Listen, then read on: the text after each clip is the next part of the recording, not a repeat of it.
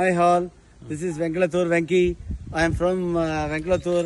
My native place is Venkalathur actually. எங்களுடைய பட்ட பேர் வந்து வெங்கலத்தூர் தட்டையின் பேர். நாங்கள் எல்லாம் இன்னைக்கு கும்பலாக எங்கள் குலதெய்வத்தை பார்க்க வந்திருக்கோம். இந்த வந்து சோமவாரம் கடைசி பூஜைக்கு சங்காபிஷேகம் பண்ணதுக்கு வந்திருக்கோம். ஃபர்ஸ்ட்டு பூலோகநாதர் கோயிலை பார்த்துட்டு திரிபுர சுந்தரியை பார்த்துட்டு இப்போ சொந்த குலதெய்வம் திரௌபதி அம்மனை பார்க்க வந்துட்டு இருக்கோம். இப்போ தான் என்னுடைய அண்ணன் பையன் பேசினாரு. அடுத்து இதான் நாங்கள் வந்த வண்டி. மொத்தம் ஒரு 14 பேர் வந்திருக்கோம்.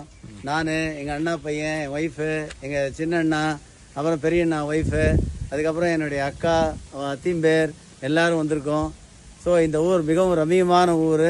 என்ன எந்த ஊரில் தண்ணி பஞ்சம் வந்தாலும் எங்கள் ஊரில் தண்ணி பஞ்சமே வராது. எப்பயுமே பச்சை பசேல் இருக்கும். நல்ல இடம் இது. நீங்கள் எல்லாம் ஒவ்வொரு தடையும் வந்துட்டே இருக்கலாம். இங்கே பார்க்கறதுக்கு ரொம்ப அழகான இருக்குது. நல்ல காற்று, நல்ல தண்ணி.